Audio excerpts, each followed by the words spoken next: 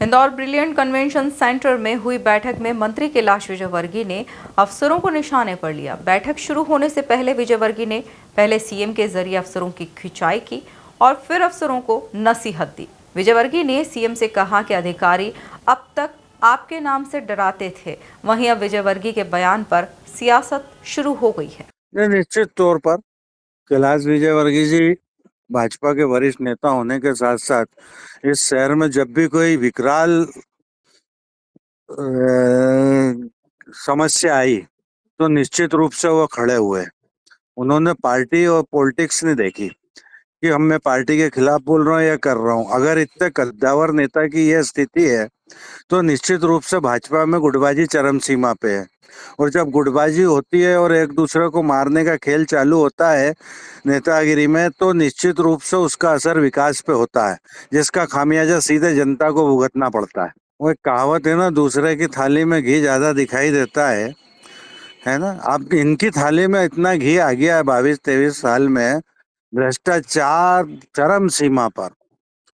कोई भी काम करने इंदौर ही नहीं, प्रदेश का नागरिक किसी भी विभाग में चले जाए, नगर निगम चले जाए, कलेक्टर चले जाए, जमाने भर का सरकारी गवर्नमेंट के विभाग हैं, वहाँ बगैर पैसे के लिए दिए काम ही नहीं होते हैं। तो निश्चित रूप से ये जो भाजपा में गुटबाजी दिखाई दे रही है, लंबे समय से सत्ता में रहने का भी एक चीज दिखाई देती है कि जो लंबे समय से सत्ता में नेता हैं, इन लोगों की चर्बियां मोटी हो गई है, चमड़ी जो है वो मगरमच्छ की तरह हो गई है और एक दूसरे को मारने में लगे हुए हैं। ये साफ दिखाई देता है।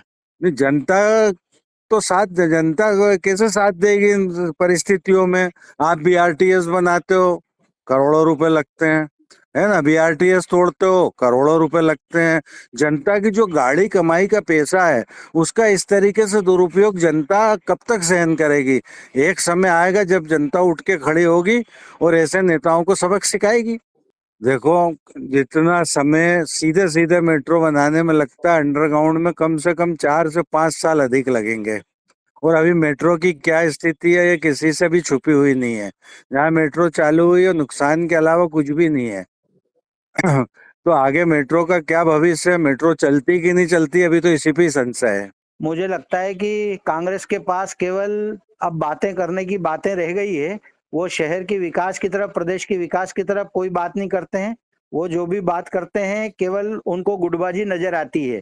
अभी पिछले दिनों आपने देखा होगा कि इनके एक वरिष्ठ नेता की और इनके शहर अध्यक्ष का एक वीडियो और ऑडियो वायरल हुआ था और इनके ही वरिष्ठ नेताओं को उन्होंने क्या क्या कहा, ये आपने और हमने सब जनों ने सुना और देखा।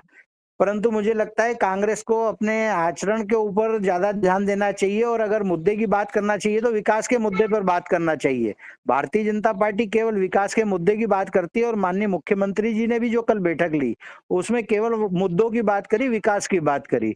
मुझे नहीं लगता कि उसमें कोई दूसरी चीजें रही होगी। और जहां तक सारे हम लोग कार्यकर्ता से लेकर पदाधिकारी के से लेकर मंत्रीगणों से लेकर मुख्यमंत्री तक केवल विकास की बात करते हैं और जो कांग्रेस है वो केवल विषय को भटकाने के लिए उलझुल बातें करती है और इस प्रकार से बहकाने वाले और दूसरे बयानों की तरफ जनता का ध्यान आकर्षित करना चाहती है।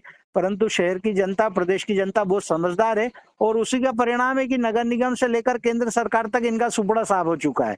परंतु इन्हें, चूंकि इनके यहाँ काफी गुटबाजी है, इनके यहाँ अलग अलग गुट हैं। आपने देखा होगा कमलनाथ जी का गुट अलग, दिग्विजय सिंह जी का गुट अलग, अन्य नेताओं के गुट अलग। तो इनको गुटों गुटों में बटी हुई कांग्रेस को हर तरफ गुट नजर आते हैं, जबकि भारतीय जनता पार्टी एक परिवार भाव से, एक संयुक्त रूप से विकास के काम करती है और जनता के भलाई के काम करती है। मुझे लगता है कि जनता भी अब कांग्रेस को गंभीरता से नहीं लेती है।